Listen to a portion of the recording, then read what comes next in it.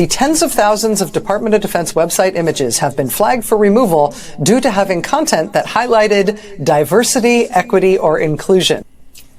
They searched the whole Defense Department website for the word gay and then ordered all the gay to be deleted. Oh my gay God. Don't talk shit.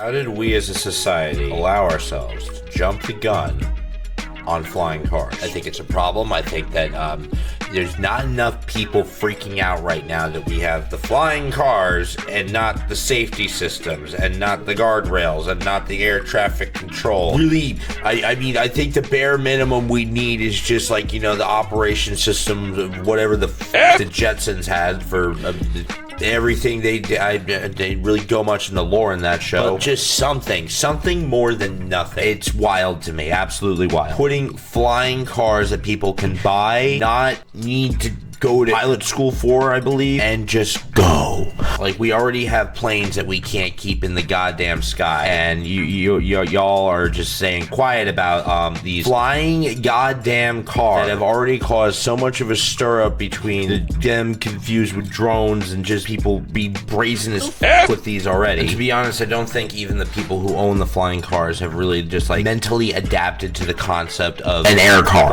like a flying car. I don't think they thought through like everything they need to as far as like adapting every part of their from their automotive transport habits to automotive in the sky. Is that still automotive if you're in the sky? Automotive. Aeromotive. It's an aeromotive. Cloud City, Skycar, Orlando. I mean, for example, like, how does that thing work if there's a problem? Like, even small. Like, if I hear something flapping or scraping when I used to drive under my car, or just anything out of the normal, over, check it out. And that's much more feasible because you're going driving on the road. It's, I think, a different story. I think we all can agree when you're 1,000 to 2,000 feet in the sky. It's not that quick of a drop, safely at least. It's not an easy fall fast, no, especially if you will die. You will burn up in that vehicle and die. So that's just like tech number one. What happens when you just like put off getting gas for too long, buddy? Mr. or Mrs. person with the flying car. What happens when you like, oh, I'll just stop and I'll refuel later? See, that's the other thing too, is that, you know, if I ever, you know, forgot to get gas, God forbid, that's a pull over to the side of the road. Again, that's a quick like side of the road. Maybe I'm thinking too much of the literal car aspect than just in the air. I would hope that there's an alert system that tells you to land within a certain amount of time, and it's not just like, oh, we just put a gas gauge in a flying car and no vocal warnings or anything. You just gotta watch that gauge or you fall from the goddamn sky. Not an absurd request. Pilots have definitely gone like having to read gauges and things like that, not having messages read to them. But I mean, we're not talking about pilots, are we? We're not talking about people who want to have a driver's license. We're getting to fly in the sky.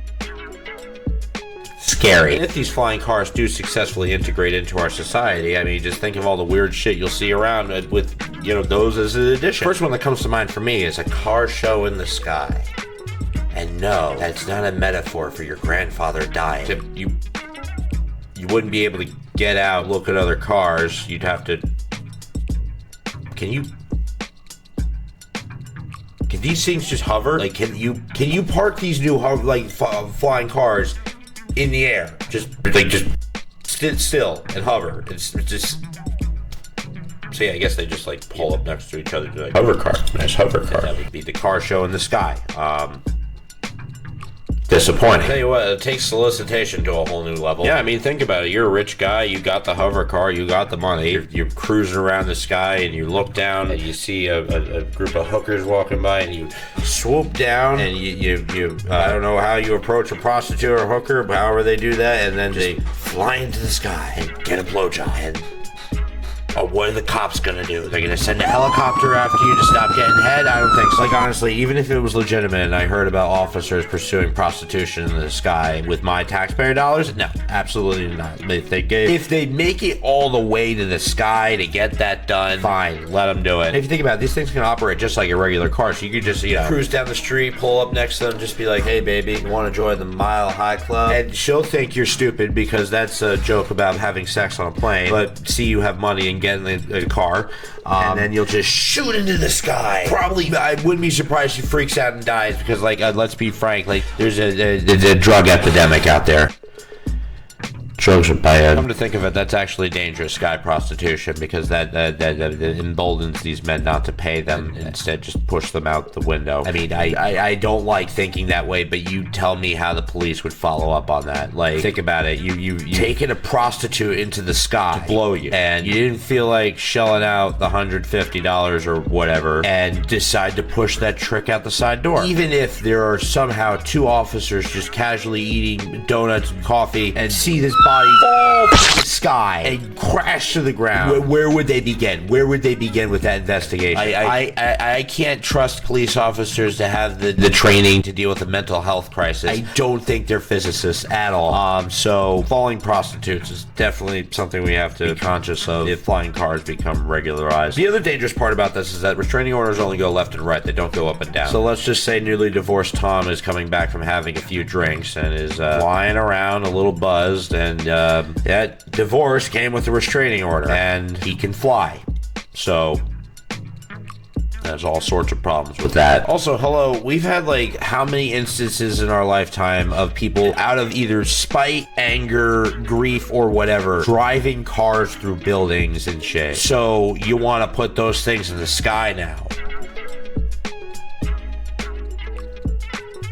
We used to have Twin Towers, if you remember. I thought that, I always thought that taught us a lot of lessons about the sky and things that fly in the sky.